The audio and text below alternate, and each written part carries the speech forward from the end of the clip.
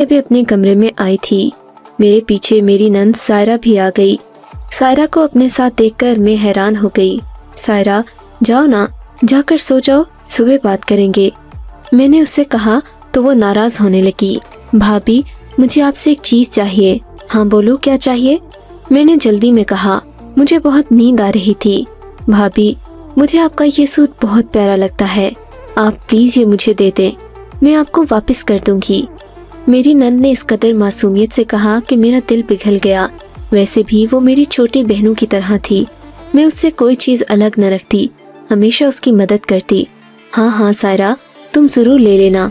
अभी तुम जाओ, सो जाओ, मैं तुम्हें ये सूट सुबह दे दूंगी। नहीं भाभी, मुझे ये अभी के अभी चाहिए, उसने जिद करते हुए कहा। अच्छा रुको, मैं अभी चेंज करके आती हूँ। ये कहकर मैं अपने कमरे के अटैच बाथरूम में चली गई। मैंने उसे कपड़े चेंज करके दे तो दिए, मगर मुझे अजीब लग रहा था। मैं उसे धोकर साफ सुथरे करके देना चाहती थी। मैंने उसे अपने बाकी सूट भी दिखाए, मगर वो वही कपड़े लेना चाहती थी। मैंने उसे कपड़े दे दिए, वो मेरे कमरे से चली गई। उसके जाते ही मुझे ख्याल आया कि दुपट्टा तो वो यहीं छोड़ गई। वैसे तो ये कोई वक्त नहीं था किसी के कमरे में जाने का, लेकिन वो 2 मिनट पहले ही मेरे कमरे से निकली थी। मैं दुपट्टा लेकर राहदारी में आ गई। मैं अपनी नंद के कमरे में गई, मगर उसके कमरे का दरवाजा खुला था और वो यहाँ नहीं थी। ये देखकर मुझे हैरत हुई। मैंने जाकर अपनी सास के कमरे में देखा, मगर वो वहाँ भी नहीं थी। या खुदाया, ये सायरा कहाँ गई? मैंने सोचा।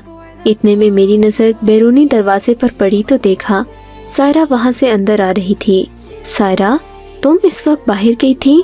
मैंने हैरत से पूछा। नहीं भाभी, मैं तो बस दरवाजा बंद कर रही, उसे भगाते भगाते बाहर चली गई। सायरा ने कहा तो मैं सोच में पड़ गई। बहरहाल मैंने उसे दुपट्टा दिया और वापस अपने कमरे में आ गई। आज बशर को गए हुए 3 दिन हो गए थे। मैं उन्हें बहुत याद कर रही थी। उन्हीं की यादों में खोए खोए मुझे नींद आ गई। सुबह मैं उठी तो मेरा सर भारी हो रहा था। शादी में जाने की वजह से बहुत थकावट थी। मैंने उठकर सारे घर के काम सुलझाए और दिन के 11-12 बजे अपनी बहन को फोन करने बैठी ही थी कि सायरा मेरे कमरे में आ गई। भाभी, मुझे आपसे एक बात करनी है, सायरा ने थके थके अंदाज में बताया। बात को छोड़ो, ये तुम्हें क्या हुआ है? मैंने आगे बढ़कर सायरा को थाम लिया। उसकी आंखें लाल हो रही थी, उससे सही से चला भी नहीं जा रहा था। लगता था जैसे वो बुखार में हो। मैंने उसके माथे पर हाथ लगाया तो वो बुखार में तप रही थी। भाभी, मेरी तबीयत को न जाने क्या हो गया है, सायरा ने नकाहत भरी आवाज में कहा। अरे तुम्हें तो तेज बुखार है, चलो मैं तुम्हें डॉक्टर के पास ले चलूं। मैंने कहा, मगर सायरा अपने कमरे में जाना चाहती थी। मैं उसे उसके कमरे में छोड़कर चाय वगैरह देकर वापस आ गई। अपनी बहन से बातें करते करते दिन का वक्त हो गया। मैंने दोपहर का खाना बनाया, मगर सायरा खाने की मेज पर मौजूद नहीं थी। मैं उसे ढूंढती हुई उसके कमरे में पहुंची। उसके कमरे का दरवाजा बंद था। मैं परेशान हो गई। बहरहाल घर के बाकी काम भी देखना थे। मेरी सास भी सायरा को बुला बुला कर थक गई। फिर शाम का खाना भी हमने अकेले खाया। सायरा कमरे से बाहर नहीं आई। मैं बशर की परेशानी में अलग मसरूफ थी, इसलिए मैंने सायरा से कुछ न कहा। अगले दिन बशर आ गए। मैंने खुशी खुशी उनका इस्तकबाल किया। तब मुझे सायरा का ख्याल आया। वो भी सायरा से मिलने गए थे, मगर सायरा ने दरवाज़ा नहीं खोला। कहने लगे, मुझे लगता नाराज हो गई है। मैंने कहा, ऐसी कोई बात नहीं, वो 2 दिन से अपने ही कमरे में बंद है। हम में से भी किसी को नहीं बता रही कि क्या बात है। सायरा की वजह से अब हम घर वाले सभी परेशान थे। बड़ी मुश्किल से बशर और अम्मा जी ने सायरा के कमरे का दरवाज़ा खुलवाया।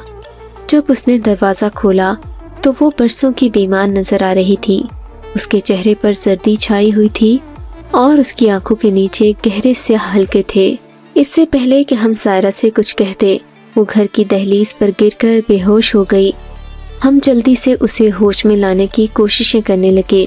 ठंडे पानी के छींटे उसके चेहरे पर मारे, मगर उसे होश नहीं आया। मैंने उसकी नब्ज चेक की, जो बहुत कम हो रही थी। तब हमने डॉक्टर के पास जाने का सोचा। जल्दी से बशर गाड़ी ले आए। हमने सायरा को गाड़ी में डाला और अस्पताल पहुंच गए। वहां जाकर देखा तो सायरा को ایمرجنسی وارڈ میں داخل دیکھا تو سائرہ کو ایمرجنسی وارڈ میں داخل کروا دیا گیا۔ ایک دم سے ایسی کیا ایمرجنسی ہو گئی، ہمیں تو کوئی سمجھ نہ تھی۔ ہم ڈاکٹر کے پاس گئے۔ ڈاکٹر نے بتایا کہ سائرہ کی حالت نازک ہے، اسے 24 گھنٹے ICU میں رکھا جائے گا، اس کے بعد ہی کوئی فیصلہ ہوگا۔ بشر اور اماں جی مجھے کوسنے لگے، بولے تو نہیں اسے کچھ کہا ہوگا ورنہ وہ یوں خود کو کمرے میں بند نہ کرتی۔ میں اماں جی اور بشر کی بات کا کیا جواب دیتی؟ میرے پاس کوئی بات نہ تھی، میں تو صرف اپنی نند سے بہنوں جیسی محبت کرتی تھی۔ تھوڑی دیر کے بعد ڈاکٹر نے بتایا کہ سائرہ کی حالت اب بہتر ہے، مگر ہمیں اس کا خیال رکھنے کی ضرورت ہوگی، اسے سخت پریشانی میں مبتلا رکھا گیا ہے۔ اس بات پر بشر اور میری ساس مجھے گھورنے لگے، حالانکہ میں نے کچھ نہیں کیا تھا۔ خیر ہم لوگ سائرہ سے ملنے اس کے کمرے میں گئے۔ وہ خالی خالی آنکھوں سے خلا میں گھور رہی تھی، اسے کوئی کچھ نہیں کہہ سکتا تھا۔ ڈاکٹر نے صرف اتنا بتایا کہ سائرہ کو سانس گھٹنے کی وجہ سے اچانک دل کا دورہ پڑتے پڑتے بچا، ورنہ اگر دیر ہو جاتی تو وہ موت کے منہ میں جا سکتی تھی۔ سائرہ کے بارے میں یہ جان کر اماں جان کو سخت تشویش ہوئی۔ سانس گھٹنا، یہ بات سمجھ میں نہیں آ رہی تھی۔ ایک دن میں سائرہ کو ہاسپٹل سے ڈسچارج کر دیا گیا۔ ڈاکٹر نے ہمیں بلا کر اس بات کی تلقین بھی کی کہ ہم سائرہ کو تازہ ہوا میں رکھیں۔ ہم لوگ سائرہ کو لے کر گھر گئے تو وہ کچھ کھوئی کھوئی سی تھی، ایسا لگتا تھا جیسے اس سے کوئی گہری پریشانی ہے۔ میرے لاکھ پوچھنے پر بھی اس نے مجھے کچھ نہیں بتایا، البتہ وہ بار بار اپنے کمرے میں جانے کی ضد کر رہی تھی۔ مجبور ہو کر ہم نے بھی اسے اس کے کمرے میں جا کر رکھ دیا، مگر ڈاکٹر نے کہا تھا کہ سائرہ کو کوئی پریشانی نہیں دینی۔ اسی وجہ سے ہم بھی پریشان تھے، کیونکہ سائرہ کی بات نہ مانتے بھی اس کے لیے اچھا نہیں تھا۔ سائرہ نے اپنے کمرے میں جا کر پھر سے دروازہ بند کر لیا۔ کافی دیر اس کا دروازہ بند رہا، ہمیں دوبارہ تشویش ہونے لگی۔ اس کا دروازہ بجایا، اس نے دروازہ کھولا تو اس کی سانسیں پھولی ہوئی تھیں، وہ پھر پریشان لگ رہی تھی، اور اب کی بار بھی ویسا ہی ہوا۔ وہ دھڑام سے جا کر زمین پر گر پڑی اور دوبارہ بے ہوش ہو گئی۔ اماں جی اور بشر مجھے ڈانٹنے لگے۔ مجبوراً ایک بار پھر سائرہ کو ہسپتال لے جایا گیا۔ ڈاکٹرز نے وہی بات کہی کہ تم لوگ شاید ہماری بات سمجھ نہیں پاتے، اسے تازہ ہوا میں رکھو، بار بار اس کا دم گھٹنے کی وجہ سے اس کے ساتھ یہ مسئلہ پیش آتا ہے۔ اب اگر یہی غفلت برتی گئی تو سائرہ کو دل کا دورہ پڑ سکتا ہے اور پھیپھڑوں کا مسئلہ بھی ہو سکتا ہے۔ اس بات پر ہم سب تشویش میں مبتلا ہو گئے، کچھ سمجھ نہ آ رہا تھا کہ کیا کرے۔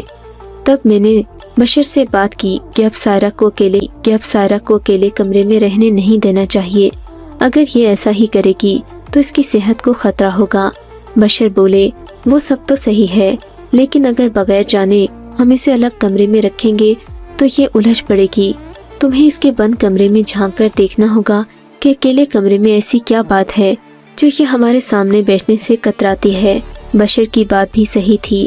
میں نے سائرہ کے کمرے میں کھڑکی کے پردے کو کھسکا کر رکھ دیا تاکہ جب وہ اکیلے کمرے میں ہو میں دیکھ سکوں کہ آخر ایسی کیا بات ہے جو سائرہ ہر وقت اپنے کمرے میں بند رہتی ہے اور باہر آ کر بیٹھنا نہیں چاہتی۔ رات کا کھانا کھا کر سائرہ اپنے کمرے میں چلی گئی، اس نے دروازہ بند کر دیا۔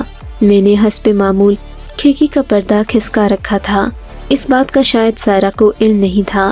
اس کے کمرے میں جانے کے بعد میں نے دروازے کے باہر کھڑے ہو کر اندر جھانکنے کی کوشش کی۔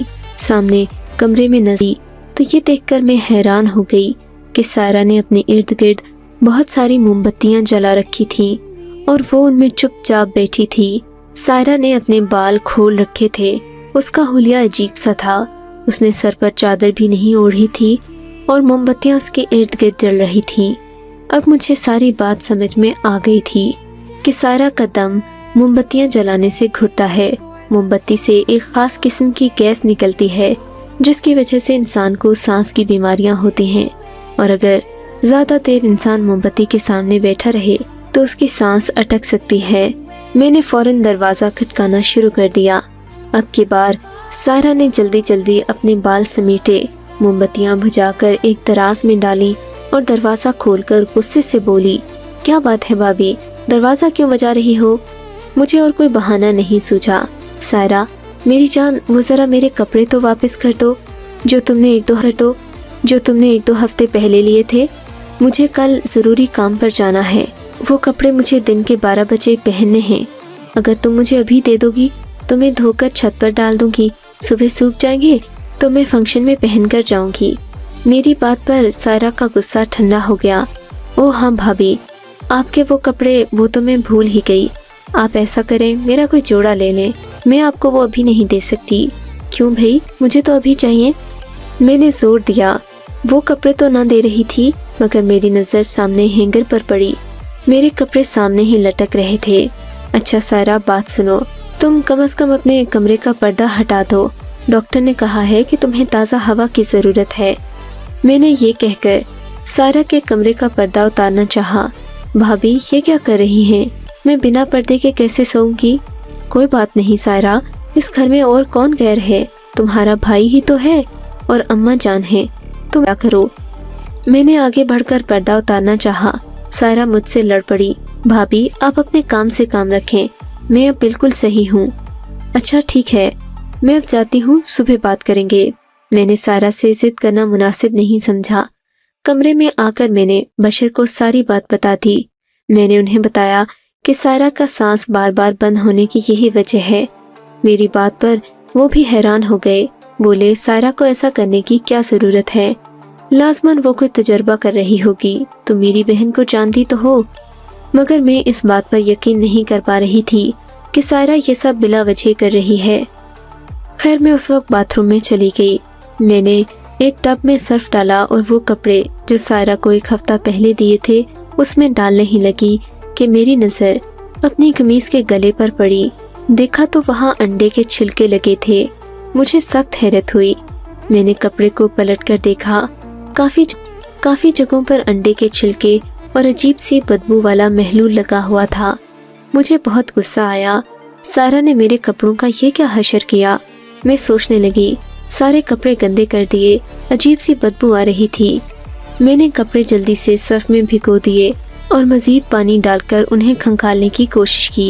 ये देखकर मुझे सख्त हैरत हुई कि मेरे कपड़ों में जगह जगह अंडों के छिलके लगे थे, जबकि कपड़ों में काफी सारा रंग भी डाला गया था। कपड़े टब में डालकर मैं बाहर आई तो बशर मेरा इंतजार कर रहे थे। वो भी परेशान थे। मैंने उन्हें ये बात बताकर मजीद परेशान नहीं किया, मगर मैं जानती थी कि मुझे क्या करना है। मैं रात भर यही सोचती रही कि सायरा के लिए ऐसा क्या करूं कि उसे मुझ पर एतबार आ जाए, वो अपनी हर बात मुझसे कहे और मैं उसे इस मुसीबत से बचा लूं जो न जाने उसने अपने दिमाग में कब से पाल रखी है। यही सोचते सोचते रात के 3 बज गए। मैं काफ़ी देर ही, मुझे तकरीबन फजर के करीब नींद आने लगी। तब मैंने उठकर फजर की नमाज पढ़ी और फिर सो गई।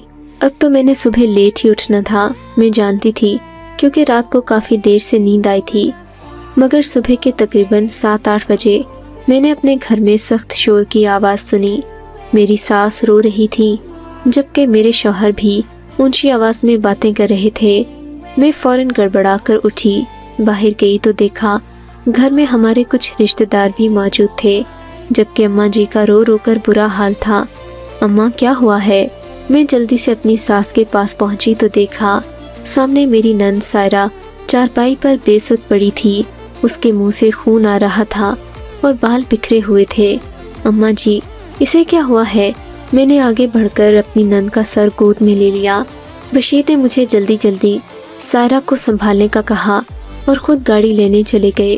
सायरा खून की उल्टियाँ आ रही थीं। बशीर जल्दी से गाड़ी ले आए। हम सायरा को हॉस्पिटल लेकर गए। हम तो उसे दवाएं भी वक्त पर देते थे, मगर खुदा जाने फिर कहाँ गफलत हो गई।